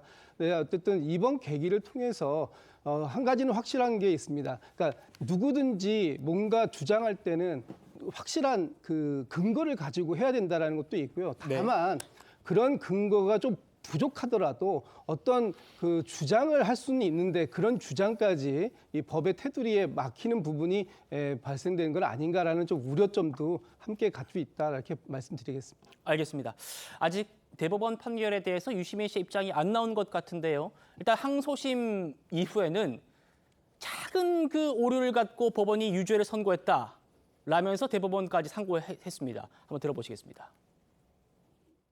제가 한동훈 검사 개인을 공격한 적이 없고 검찰권 행사에 대한 비판 과정에서 나온 작은 오류를 가지고 본인이 벌받지 않았다고 해가지고 공직자로서 적합한 행위를 한 건 아니라는 점 스스로 잘 생각해 보기 바랍니다.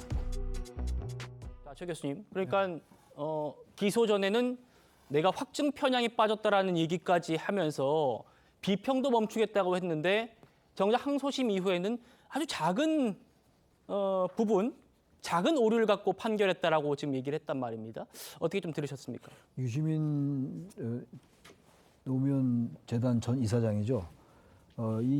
요즘 잠잠했어요. 한때 이 정치 비평을 많이 했잖아요. 예. 그리고 이게 방송이나 이런 데서 상당한 이제 그 논쟁 이슈를 제기하고 그랬었는데 지금 이 사건에 대해서는 기소되기 전에 입장, 사과를 발표했던 그 입장과 너무 달라요. 너무 다르기 때문에 유시민 아까도 잠깐 어느 분이 말씀하신 거 했는데 너무 지금 유시민 전 이사장의 입장이 말이죠. 네. 그래도 사회적 영향력과 정치적 영향력도 그렇고 또 사회적인 인지도라든지 이런 걸로 볼 때 정말 유시민답지 못하다. 유시민 의원 뭐 전 장관도 했고 국회의원도 하고 이랬던 분입니다만 네. 얼마나 똑똑했습니까? 뭐 상당히 그 파란도 몰고 그랬던 분인데 이 막판에 가면서 이렇게 약간 흐린 모습을 보이는 건 아주 유감스러워요. 이거 왜 이렇게 입장이 달라지냐고요. 똑같은 사안인데 네. 사안이 다르다면야 입장에 따라서 바뀔 수 있습니다만 완전히 똑같은 사건을 가지고 이렇게 입장이 달라진다? 그럼 그동안 유시민 작가가 얘기했던 여러 가지 논평들, 정치적인 평론들, 정치적 견해들 이런 것들은 다 그러면 믿을 수 있는 건가요? 저는 이런 식으로 사회적 책임 있는 분들이 공인들이 이렇게 행동하면 안 된다. 제가 그 말씀을 드리고 싶습니다. 알겠습니다. 유시민답지 못했다라는 말씀으로 한 줄 요약할 수 있겠네요. 지금 이번 사건과 관련해서 뭐 민사 사건도 또 이어지고 있습니다. 한동훈 전 위원장이 유시민 씨를 상대로 5억 원의 손해배상 판결 소송을 냈는데 이건 아직 1심 진행 중입니다. 나오면 또 결과 나오면 또 전해드리도록 하고요. 한동훈 전 위원장이 오늘 유시민 전 이사장에 대한 이 대법원 판결 나오니까 입장을 냈어요. 그러면서 민주당이 제기했던 그 가짜 뉴스의 피해의 심각성을 또 강조했습니다. 이렇게요. 유시민 씨의 가짜뉴스 범죄를 비롯해서 제가 당해왔던 가짜뉴스 피해는 청담동 술자리 가짜뉴스를 비롯해 굉장히 많다. 가짜뉴스의 피해자는 고통스럽다라고 얘기를 했습니다. 본인 얘기대로요. 한동훈 전 위원장은 뭐 정치권에 입문하기 전부터 그리고 이후에도 여러 이 가짜뉴스에 시달려 오긴 했습니다. 한번 들어보시겠습니다. 제가 제보를 받았습니다. 그 자리에는 그랜드 피아노가 있었고 첼로가 연주됐습니다. 그날 술자리를 가신 기억이 있으십니까? 책임 있는 말씀을 좀 해주시죠. 매번 그렇게 허황된 말씀을 하시는데요. 지금까지 매번 그랬잖아요. 의원님, 저는 다 걸게요. 의원님 뭐 거시겠어요? 저는 다 걸게요. 청담동 가짜뉴스의 가해자이신 김의겸 의원이 또 그 가짜뉴스를 퍼뜨리신 것 같은데요. 그분이 그러고 다니시는 거에 대해서 사람들이 뭐 이상하게 생각은 않죠. 그렇지만 민주당은 역시 같이 거기에 동참하고 있고 그분의 그런 거짓말과 가짜뉴스에서도 아직도 누구도 제대로 된 사과를 하고 있지 않다는 게 문제 같습니다. 더불어민주당은 가짜 뉴스를 핑퐁 치듯이 자기들끼리 주고받으면서 키우고 아니면 말도 하고 넘어가는 식으로 정치하는 행태를 계속하고 있습니다. 민주당이 저런 태도가 가짜 뉴스를 풀어놓고도 사과하지 않는 태도가 저는 민주당이 바뀌지 않을 거라고 생각합니다. 그렇지만 이제 우리가 바뀔 겁니다. 우리는 즉각 법적 책임을 끝까지 물을 겁니다. 자, 이제 한동훈 전 위원장의 화살은 유시민 씨에서 이재명 대표로 넘어간 것 같습니다. 그래픽 보시죠. 저는 피해자지만 민주당이 추진하는 언론재갈법 등으로 언론을 애완견처럼 협박하려는 시도에는 단호히 반대한다. 그리고요. 애완견 운운하는 비뚤어진 언론과는 가짜뉴스 못지않게 위험하다. 민주주의를 위협하기 때문이다. 바로 김진욱 대변인께 여쭤보겠습니다. 그러니까 애완견 얘기는 당연히 이재명 대표 얘기하는 겁니다. 어떻게 들으셨어요? 뭐 이제 한동훈 전 비대위원장이 뭐 이번 주 안에 그 전당대회의 당대표 출마 선언을 이제 뭐 할 예정에 있다 이런 보도들이 나오고 있던데요. 아마 한동훈 전 비대위원장은 본인이 왜 국민의힘의 당대표가 되어야 하는지 하는 부분을 이 기회를 적극적으로 활용하려고 하는 것처럼 보입니다. 이재명 대표를 직접적으로 겨냥함으로써 네. 국민의힘의 당대표가 내가 당대표가 된다면 나는 거대 야당의 이재명 대표와 맞설 수 있는 유일한 대표 후보가 아니겠느냐 하는 부분을 좀 강조하고 싶었던 것 같아요. 네. 뭐 이제 지금 명분적으로는 이재명 대표가 엊그저께 얘기했던 그런 뭐 그 검찰의 애완견이다 뭐 했던 그 발언 이것을 명분으로 걸었지만 사실상 지금 이재명 대표를 맞상대할 수 있는 사람은 뭐 나밖에 없지 않느냐 이런 걸 좀 강조했다 그런 정치적 의미로 그 해석해 봅니다. 그렇군요. 본인의 재판과 관련해서 언급을 하면서 이걸 또 정치적인 메시지로까지 이어갔다라는 말씀이셨어요. 지금 문제가 됐던 이 이재명 대표의 그 애완견 발언 그리고 민주당의 해명까지 한번 직접 듣고 또 얘기 나눠보도록 하겠습니다. 여기 계신 우리 언론인 여러분, 여러분들은 진실을 보도하기는커녕 마치 검찰의 애완견처럼 주는 정보 받아서 열심히 왜곡 조작하고 있지 않습니까? 이런 여러분들은 왜 보호받아야 합니까? 정치 사회학자들도 두루두루 쓰고 있는 표현들입니다. 제가 볼 때는 이재명 대표가 얘기한 이 사례들에서만큼은 언론이 애완견 소리를 들어도 할 말이 없습니다. 민주당은요, 이재명 대표 이 애완견 발언은 언론학에서 널리 공인되는 그런 용어를 인용한 거다라고 해명을 했습니다. 그런데 오늘 한국기자협회에서 입장을 냈습니다. 최 의원이 같이 한번 보시죠. 제1야당 대표와 국회의원이 이 국회의원이라는 것은 양문석 의원을 지칭한 것 같습니다. 공공연하게 언론을 적대시하는 상황에 아연실색할 수밖에 없다. 그리고 당 대표와 의원의 발언을 언론인에 대한 명예훼손과 언론 자유를 정면으로 부정하는 망발로 규정하고 엄중한 사과를 요구한다. 이게 한국기자협회를 비롯한 기자단체들의 공동 성명입니다. 최 의원님, 일단 뭐 오늘 중앙일보에서도 뭐 이제 이재명 대표 이 발언을 두둔하는 그런 의원들 향해서 누가 애완견인지라는 또 그런 또 직설까지 했던데요. 어떻게 보셨어요? 노종면 의원도 이제 기자 출신이잖아요. 네. 그러니까 아마 본인의 과거를 되돌아봐가면서 뭐 그런 반성의 메시지를 올린 것인지 뭔지는 모르지만 저희도 기자 참 오래 했는데 그 언론학계에서 얘기하는 거는요, 이른바 애완견이라는 이제 랩독이라고 하는 그것만 얘기하는 건 아닙니다. 그렇죠. 원래 언론에서 그 언론을 정의할 때는 워치독을 얘기하죠. 감시견을 얘기합니다. 감시견이 언론의 본질이고요. 그중에 랩독이라는 애완견 얘기를 하는 사람들은 그거의 부정적인 측면을 얘기하고 있는 거거든요. 그러니까 언론학에서 얘기하는 게 랩독만 얘기하는 건 아니다. 랩독은 오히려 그 일부 소수의 그 기자들, 그것도 뭐 권력에 아부하거나 뭐 야당 권력도 권력입니다. 뭐 그렇게 얘기하는 걸 언급하는 것인데 우리 기자 출신인 노종면 의원은 그게 마치 저게 무슨 학문적으로 이렇게 정립된 이론인 양 이렇게 지금 얘기를 하고 있는데 저는 저런 자체가 뭐 어찌 보면 이제 본인도 기자 출신인데 자기 얼굴에 침뱉기가 될 수도 있고 그다음에 일반 이제 뭐 독자들이나 시청자들이나 이런 분들한테 자 과연 그 노종면 의원의 얘기가 맞는 것인지 아니면 보통 일반적으로 학계나 이런 데서 정립된 이론에 따른 언론관 이것이 맞는 것인지 이런 부분에 대한 평가는 여기서 뭐 새삼 논의할 필요도 없다고 생각합니다. 알겠습니다. 김진욱 대변인께요. 이준석 개혁신당 의원이 또 이렇게 또 비판을 했네요. 트럼프가 꿈이신지는 모르겠지만 굉장히 재미있는 사람이군요.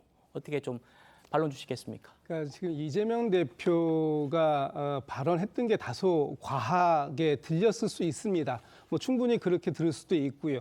그러나 지금 방금 전에 말씀 주셨던 것처럼 언론의 기능에 대해서 와치독이다, 뭐 감시견이다. 이거는 권력을 감시하는 그 기능을 정확하게 수행하느냐 하는 부분에 대해서 얘기하는 것이고 권력에 순응했던 것을 랩독이라고 쓰고 있어요. 거기다 더 나아가서 가드독이라는 표현도 있어요. 그러니까 여러 가지 표현이 있는데 그런 표현을 만약에 그 이재명 대표가 저 자리에서 그때 발언했을 때 우리 언론이 감시견의 역할을 정확하게 조금 더 적극적으로 해줬으면 좋겠다. 그렇게 하고 있지 않습니까?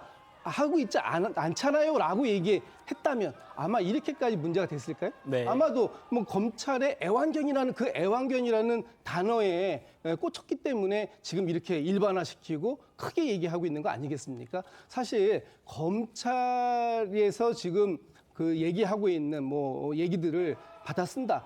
뭐 검찰이 얘기하고 있는 것만 받아 쓰겠습니까? 여기에 보면은 뭐 검찰이 공소장도 있고 판결문도 있고 여러 가지를 가지고 기자들이 쓰는 거죠. 그러나 그것만 가지고가 아니라 다른 일반적인 사안에서 예를 들면 뭐 지금 정부의 다른 어떤 엇박자 나는 정책이라든가 뭐 제가 굳이 설명을 안 하겠습니다만 그런 것도 언론들이 보다 비판적이고 감시하는 권력을 감시하는 측면에서 기사들이 써진다면 아마 이런 얘기를 안 할지도 모르겠어요. 그러나 이재명 대표가 느끼기에 지금 언론, 우리 민주당에서는 지금의 언론이 조금 그런 감시견의 역할이 부족한 측면이 있다. 이런 걸 강조하기 위한 측면이었다. 이렇게 또 이해한다면 또 이해 못할 것도 아니다. 그래서 저는 이 부분이 이렇게 크게 그 무슨 성명까지 내야 될 사안인가라고 본다면 이건 좀 양측이 너무 과하게 얘기하고 있는 것 같다라는 생각이 들어요. 예, 최 교수님. 그러니까 요즘에 이재명 대표 최고위에서 얘기하는 거 보면 민주당 최고위원들 마찬가지고요. 특정한 이제 인터넷 언론들을 인용을 하는 것을 많이 해요. 레거시 미디어에는 소위 말하는 보수 언론도 있고 진보 언론도 있고 마찬가지 있지 않습니까? 이런 언론들을 싸잡아서 이재명 대표가 애완견이라고 표현했기 때문에 좀 언론인들이 좀 분개하고 좀 비판하는 거 아닌가 싶은데 어떻게 바라보세요? 우리 김진욱 대변인이 꽤 애를 많이 쓰시는데 그렇게까지 옹호할 필요 없을 것 같아요. 제가 한 말씀 드리면은 이게 당 최고위에서도 얘기를 하고 그래요. 요즘 이재명 대표가. 근데 이 대북송금 의혹 사건에서 대단히 민감한 것 같아요. 다른 사건에서 나온 얘기가 아니잖아요. 대북송금 의혹 사건을 거론하면서 이제 검찰의 얘기를 그대로 받아 쓴다라고 하면서 애완견이가 나온 거거든요. 뭐 좋습니다. 뭐 워치독이 됐건 애완견이 됐건 뭐 랩독이 됐건 다 좋은데 제가 하나 좀 묻고 싶은 게 그럼 언론이 그럼 검찰의 얘기만 받았습니까? 야당의 얘기는 받아 안 쓰나요? 그럼 언론은 뭐 야당의 애완견입니까? 이건 무조건 부적절한 단어예요. 언론학적으로 언론 논문에서 얘기는 그 맥락이 전혀 아닙니다. 지금 이번에 이 맥락은요. 이재명 대표 개인 본인 스스로에게 있는 그 혐의인 기소가 된 사건이니까 피의자로서 대단히 당하고 있다라는 그런 측면에서 해석해야 돼요. 일반론적으로 언론 전체에 대해서 우리 한국 사회 언론에 대해서 얘기를 하는 과정 속에서 나온 얘기가 아니라고요, 이게. 그렇게 된다면 우리 김준욱 대변인 말씀이 맞아요. 애완견 얘기할 수 있는 거죠. 근데 그게 아니라고요, 맥락이. 지금 우리가 계속 얘기하고 있는 이재명 대표 여러 가지 사법적인 문제 아닙니까? 특히 애완견 이 발언은 그런 대북송금 의혹 사건에 얘기를 하는 과정에서 나온 거기 때문에 검찰이 얘기를 받아 쓴다는 거잖아요. 그래서 애완견이라는 말을 한 거예요. 일반적으로 언론이 권력에 무조건 맹종하다라는 의미가 아니라고요. 검찰과 연관시켜서 본다는 특정 사건에 대해서 언급을 한 거다. 그럼 이거 야당에 대해서 야당 대표의 발언을 얘기해주고 또 야당 대표의 그 뭐 좀 약간 신문이 약간 성향이 다르신 분도 있잖아요. 다 아는 것처럼. 그럼 그 신문은 야당의 애완견인가요? 야당에 대해서 옹호하고 이런 건 말이 안 돼요. 이건 잘못된 거라고 야당 의원이 누가 얘기를 해야죠. 근데 노정면 의원이 바로 엊그저께까지 기자 하시던 분이 중요한 직책에 있던 분이 언론사에 방송사에 배지 달자마자 저걸 옹호하고 나온다. 아주 보기 불편해요. 저러지 말았으면 좋겠어요. 제발 좀. 가만히 있어도 다 잘 되니까 저 의원도 너무 저렇게 자기 대표 옹호하지 말아야죠. 그 말씀 하나 드리고 싶습니다. 알겠습니다. 이번 주제 여기까지 하고요. 다음 주제 넘어가겠습니다.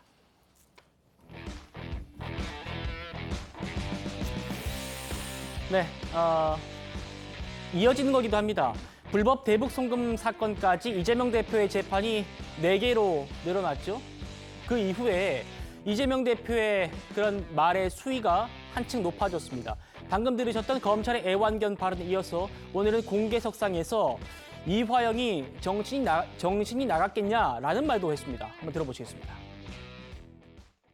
북한에 가겠다고 돈을 수십억씩 대신 내달라고 하면 이게 뇌물죄 중대 범죄인데 그런 걸 이화영 부지사가 요구했다는 겁니까?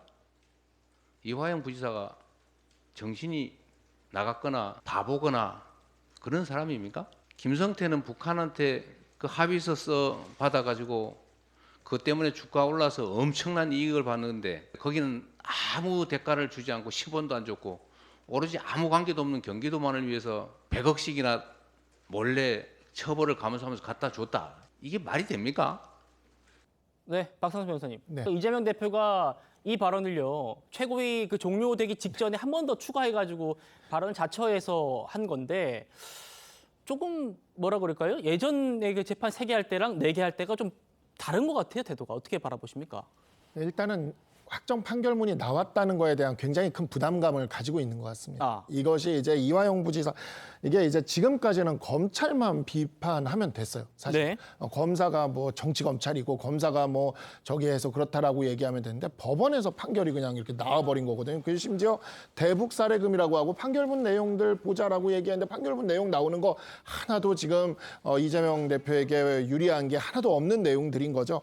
그러니까 이제 법원까지 이제 이렇게 나와버리니까 굉장히 지금 마음이 조급해진 상황인 것 같고 그런 상황에서 굳이 안 해도 될 말들을 지금 하고 있는 게 아닌가 이런 생각이 듭니다. 사실 아까도 잠깐 얘기가 있었지만 지나간 주제긴 했지만 그 애완견 발언도 안 해도 될 발언이거든요. 근데 안 해도 될 발언들을 지금 계속 이렇게 하고 있다는 건 정말 지금 심정적으로 많이 쫓기는 상황이라는 생각이 듭니다. 알겠습니다. 지금부터는 검찰이 공소장 내용 새로 나온 것들 좀 천천히 분석을 해드리려고 합니다. 오늘 조선일보 보도인데요. 그래픽 바로 보시겠습니다. 그러니까 공소장 속에 이재명 대표가 대북 송금에 관여한 정황들이 속속 여러 차례 들어있는 겁니다.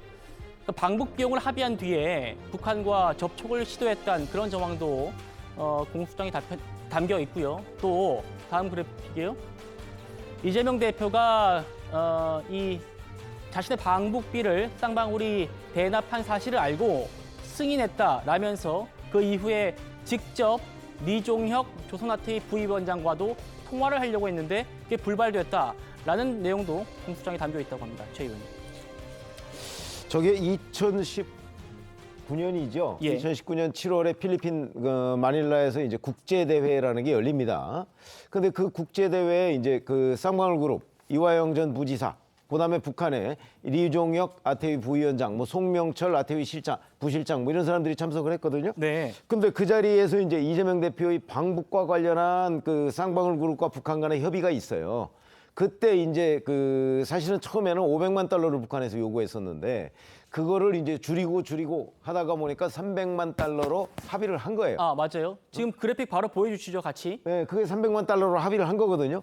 그리고 그 자리에서 이제 김성태 전 회장의 진술에 따르면 이화영 전 부지사가 이재명 대표와 통화를 연결해 줬다는 거 아니겠어요?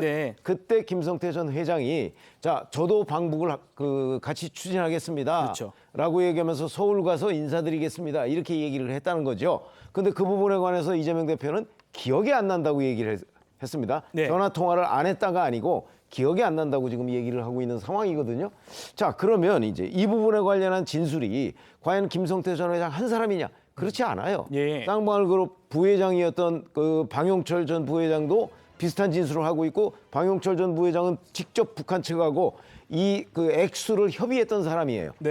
그리고 이제 그 일이 있고 나서 지금 얘기하는 이재명 당시 경기도지사가 리종혁 부위원장하고 직접 통화하기 위해서 이제 자료를 만들었다는 거죠. 근데 어떤 이유에 의해서인지 그게 불발이 됐어요.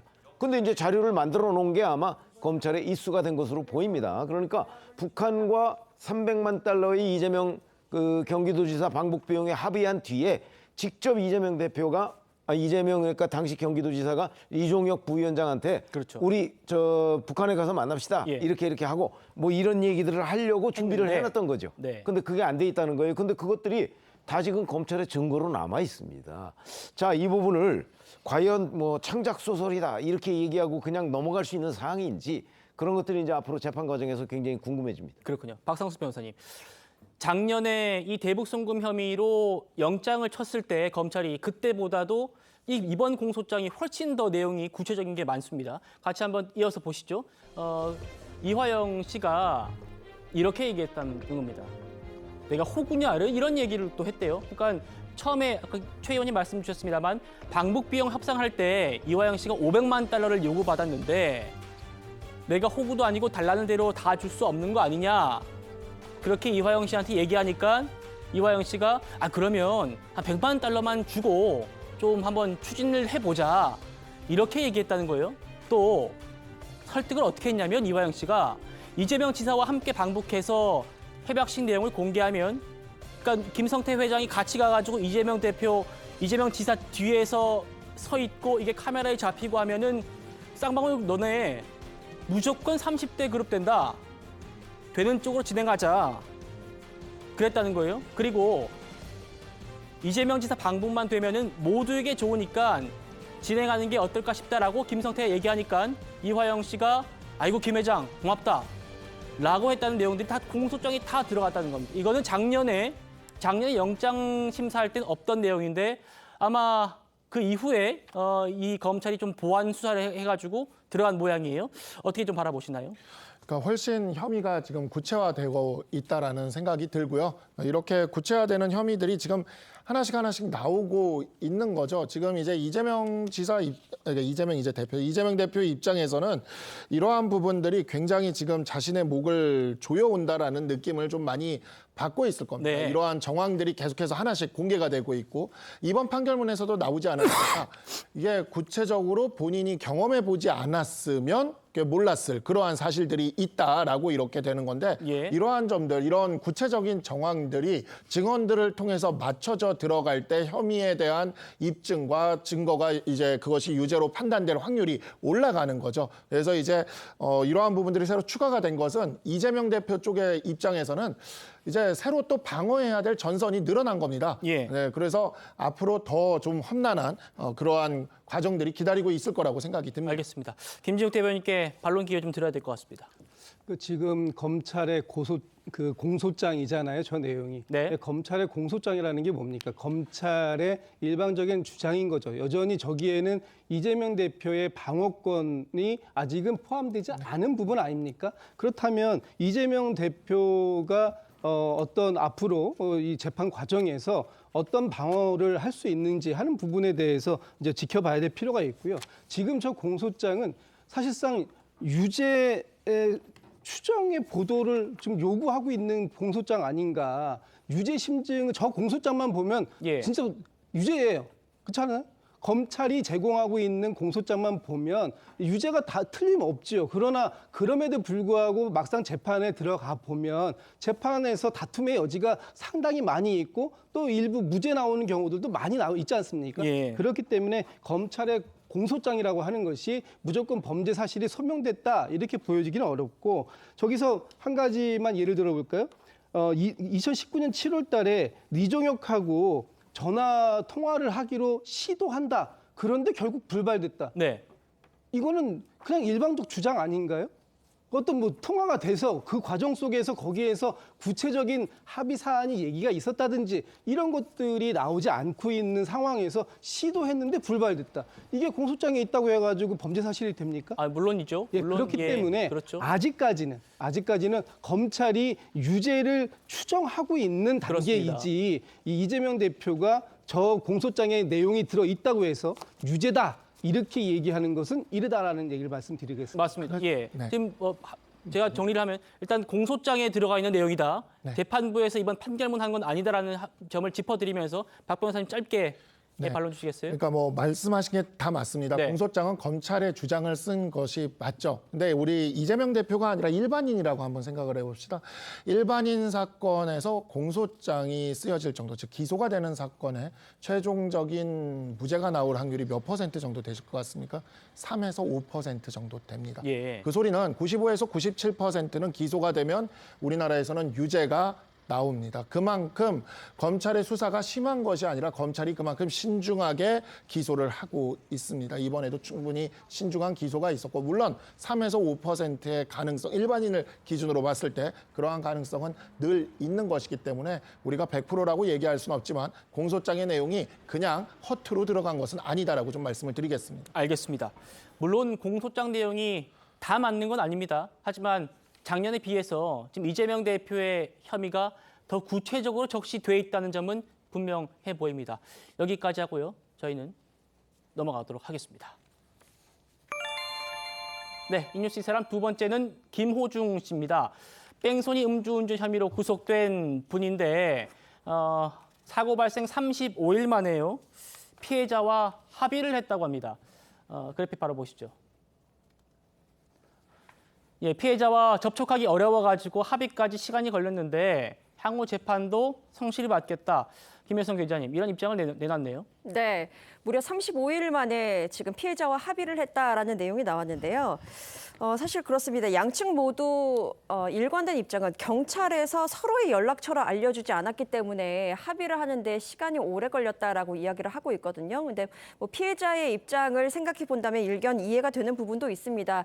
일방적으로 난 지금 피해를 당한 입장인데 어떠한 연락처도 받지 못했고 그래서 혼자 112에 신고를 하고 혼자 그냥 모든 것을 수습해야 되는 상황이기 때문에 굉장히 뭐 억울하다, 굉장히 피해가 심했다라고 이야기를 할 수 있는 부분이긴 한데요. 근데 이제 가해자라고 해야 될까요? 김호중 씨 같은 경우에는 전혀 그 외에도 노력을 하지 않은 것 아니냐. 단순히 경찰 탓을 하는 것은 문제가 있지 않나. 그렇기 때문에 35일 만에, 무려 35일 만에 피해자를 만나게 돼서 합의를 했다. 이해가 되지 않는다는 시선이 많습니다. 알겠습니다. 지금 뭐 구체적인 합의 내용까지는 전해지지 않고 있는데 한 보도에 따르면은 그 피해자가 택시 운전사잖아요. 이분이 경찰에 좀 불만이 좀 있었나 봅니다. 김효성 기자님.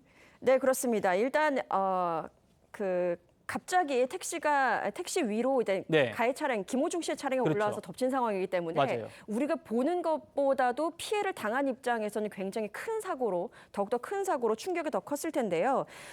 그 택시 기사님의 입장은 그렇습니다. 경찰이 이 김호중 씨의 연락처를 알려주지 않았다. 사실 김호중 씨가 가해자인 것도 나중에 보도를 보고 알게 된 상황이라고 전했고요. 그 차량 수리에 대한 보험 처리도 제대로 하지 못했고 사고를 당했는데 아무런 지원을 받지 못했다. 혼자 그냥 사고 처리를 하면서 한 달이라는 시간을 보냈다라고 불만을 토로했습니다. 그렇지만 검찰 조사에 갔을 때 그 과정에서 이제 연락이 어렵게 달 수 있었는데 그때 검찰로부터 김호중 씨 측이 합의 의사를 전달을 해서 받게 됐고 12일에 연락이 닿았고 13일에 바로 만나서 사과를 받고 합의를 마치게 됐다라고 밝혔습니다. 그런데 아직 통원 치료 중이라고 하고요. 택시 기사님은 또 택시 수리도 아직 받고 있는 중이라고 합니다. 게다가 지금 충격이 크기 때문에 아직 절대로 운전을 할 수 있는 상황은 아니고 계속 치료를 받고 있는 상황이다 전했습니다. 그렇군요.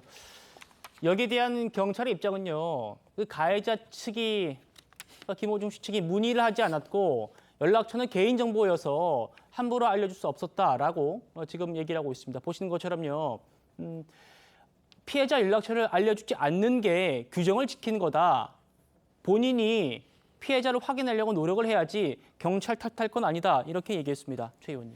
그렇죠. 아니 저건 요새 뭐 개인정보 보호나 뭐 이런 그 법적인 장치들이 워낙 많이 있기 때문에 사실은 저걸 이제 합의를 하려고 한다면 김호중 씨 측에서 먼저 뭐 누구를 중재자로 내세운다든가 해서 뭐 직접적인 연락은 아니더라도 간접적으로라도 연락처를 확보를 해서 그 전화 통화를 하고 그러면서 이제 뭔가 합의를 시도하고 뭐 그렇게 되는 게 맞는 거죠.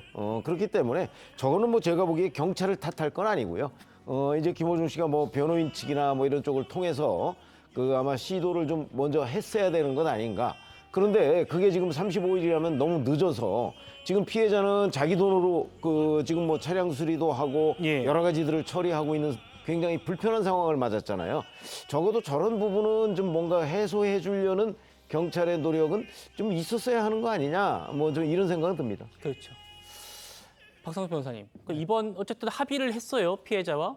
이게 재판에도 영향을 주게 될 것 같나요? 그럼요. 네, 합의를 하면 당연히 그 점에 있어서는 특히 처벌불원 의사를 피해자가 이렇게 법원에 이렇게 제출할 경우에는 양형에 굉장히 큰 영향을 줍니다. 그래서 사실 이 사안 같은 경우에 처음부터 김호중 씨가 그냥 음주운전만 인정을 하고 갔으면 그냥 벌금형 정도로 아주 간단하게 끝났을 사안입니다. 근데 이것을 이제 뭐 뺑소니까지 이렇게 돼버렸고 좀 이해가 안 되는 게 사실 35일 동안 피해자랑 합의하려고 하지 않았다는 것도 저는 좀 이해가 안 되는 면이 있어요. 이런 부분에 있어서 합의를 빨리빨리 하는 것이 또 필요했거든요. 그래서 지금이라도 합의를 이룬 것은 정말 다행이다라는 생각이 좀 듭니다. 그나마 다행이라고 생각합니다. 예, 김호중 씨 관련해서 증거 인멸 부분도 핵심 쟁점이지요.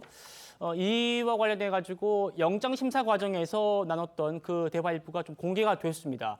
먼저 지난달 김호중 씨와 이 소속사 본부장의 모습 만나보고 오시겠습니다. 매니저한테 직접 증거 인멸해달라고 부탁하신 거 맞으세요? 죄송합니다. 메모리 카드 직접 제거하신 거 맞으실까요? 블랙박스 메모리 카드 삼긴 거 본인 판단이셨나요? 엑스레이 등 검진 받으셨나요? 카드 지금 어딨나요? 자, 그래픽 바로 보시겠습니다. 아주 흥미로운 그런 문답이 있었다고 합니다.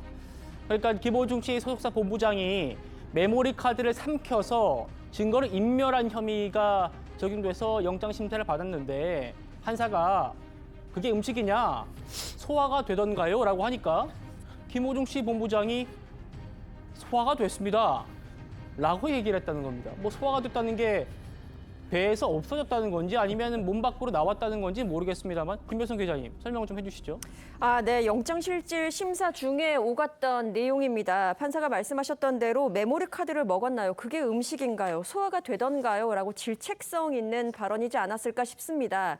그런데 피고인석에 있었던 본부장의 대답이 네, 소화됐습니다라고 이야기를 했다는 겁니다. 보통 영장실질심사에서 어떠한 이야기가 이루어지는지는 저는 받아보지 못해서 모르겠습니다만 보통 이런 이야기를 들었을 때는 죄송합니다, 잘못했습니다가 답변이지 않을까 싶은데 네, 소화됐습니다라고 대답하는 거는 어떻게 나왔는지 저로서는 이해가 되지 않습니다.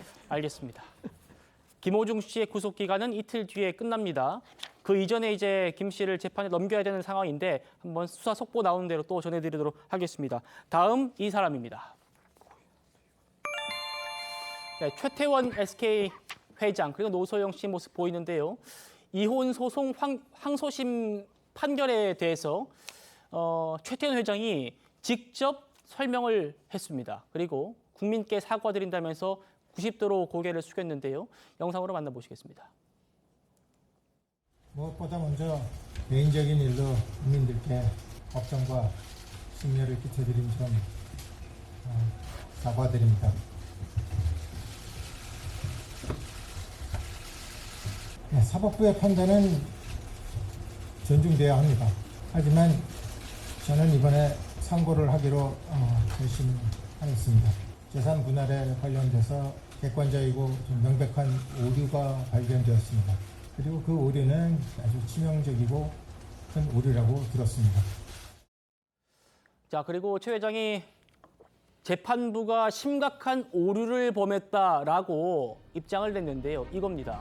자, 조금 숫자가 많아서 복잡하실 텐데 박상수 변호사님 좀 쉽게 설명 부탁드리고요. 제가 좀 먼저 말씀드리면 이게 액면 분할된 주식 가치를 재판부가 잘못 계산해서 100배나 왜곡됐기 때문에 이게 재판이 결정적인 부분이 잘못됐다라는 거 아니겠습니까? 네, 맞습니다. 그러니까 최 선대회장이 이제 별세 직전이죠. 그때 이제 그 주당 가격을 100원으로 이렇게 그 계산을 한 겁니다. 그랬는데 이제 실제는 이것이 주당 가격이 100원이 아니라 1000원인 거죠. 1000원인 상황이고 그러한 상황이 지금 이제 펼쳐지다 보니까 어떻게 돼버리냐면 이게 이제 상속재산을 분할할 때 이 상속재산이 이제 원래는 이게 우리나라가 부부별산제 국가다 보니까 이렇게 그 남편 쪽으로 상속이 되면 이제 남편 쪽 재산으로 이렇게 계산되는 가능성이 높아요. 그런데 이제 그게 아니라 부부가 같이 사는 동안에 재산이 일궈진 것, 이런 것들은 이렇게 일어난 것들에 대해서는 부부가 같이 사는 동안에 있는 재산은 부부가 공동으로 만든 재산이다 이렇게 봐서 재산 분할 대상으로 이렇게 가져가는 거죠. 그러다 보니까 이게 100원에서 1000원으로 상황이 바뀌게 되면 그다음에 이 부부가 공동으로 증식된 재산의 양이 늘어나게 되는 겁니다. 그렇죠. 그렇게 되면 이제 이 부분에 대해서는 자수성가형이 돼버리게 되다 보니까 그에 대해서는 이제 분할 대상의 재산이 돼버리게 되는 거죠. 근데 그게 지금 이렇게 그게 아니라 원래 물려받을 때부터 죄송합니다. 1000원에서 100원이요. 그래서 물려받을 때부터 이게 100원이 아니라 1000원이었다면 물려받은 재산의 양이 더 커지게 되는 겁니다.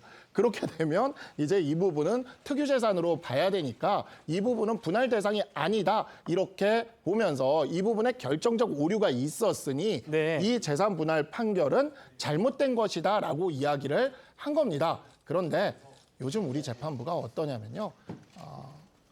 부모님으로부터 상속받은 재산이라도요. 예. 저도 얼마 전에 이혼 사건 판결문 얼마 전에 이 사건보다는 작은 사건인데 받았는데 부모님으로부터 상속받은 재산이라도 5년 살았다고 100% 다 그냥 재산분할 대상으로 재판부에서 인정을 해버렸거든요. 아, 예. 그래서 저는 항소를 할 생각입니다. 지금 항소를 할 생각이긴 한데 그래서 이게 지금 이 요즘 이 그냥 나오는 그냥 우스갯소리처럼 나오는 게 가성비의 5년, 약속의 10년이라 그래서 부모로부터 상속받은 재산도 이게 5년을 살면 예. 이제 공동재산으로 보고 분할 대상으로 가져가고 10년 살면 거의 그냥 무조건 공동재산으로 보고 분할 대상으로 가져가는 이런 좀 분위기가 좀 있어요. 그러다 보니까 재판부에서는 이 부분을 치명적인 오류로 보지 않고 어차피 그거 10년 이상 살았기 때문에 이거 분할 대상으로 볼 수 있다라고 생각한 것 같아요. 그래가지고 그냥 이거 액수만 잘못된 거니까 액수만 지금 판결 경정하겠다 이렇게 해가지고 지금 경정을 해버린 상황이고 예. 이게 민사소송법상 판결 경정이 가능은 한데 이렇게 판결 경정하게 되면은 예, 어떻게 됩니까? 이제 즉시항고를 할 수가 있어요.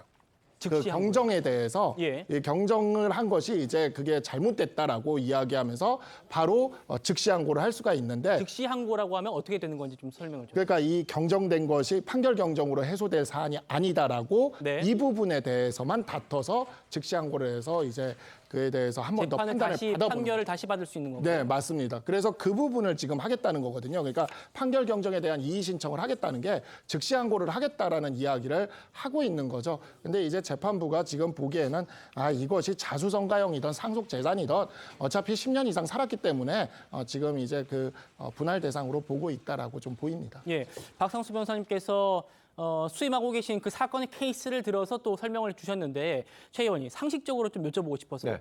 일단 재판부가 최태원 회장 재임 기간 중에 355배가 주가가 올랐다라는 거를 35.6배 올랐다라고 바꿨는데 이 부분이 자수성가냐 아니면 상속받은 거냐라고 하는 거에 결정적인 차이가 되지 않는 기준이 될 수가 있죠. 그렇게 예를 생각하시죠? 들어서 35배가 올랐다면 주식의 자연스러운 어떤 성장 이런 것도 있을 수 있는 거 아닙니까? 그러나 350배가 올랐다고 하면 그거는 자연스럽다 이렇게 보기 어렵죠. 네. 그렇기 때문에 제가 보건대 저렇게 10배 이상의 차이가 나는 걸로 계산을 잘못했다면 저는 판결도 다시 해야 된다고 보고요. 저거는 상식적으로 보면 SK라는 곳에 성장사라는 것이 있지 않습니까? 네. 처음에는 교복, 자전거 이런 거로 70년대에 성장했던 기업이고요. 근데 그 이후에 사실은 석유 회사를 인수하잖아요. 그리고 나서 이제 이동통신사를 인수하면서 그다음에 최근에는 또 반도체 하이닉스를 인수하고 이러면서 이제 그룹이 급성장하게 되는데 네. 과연 그 과정 전체를 안다면 이게 최태원 회장의 자수성가형으로 볼 수가 있을까?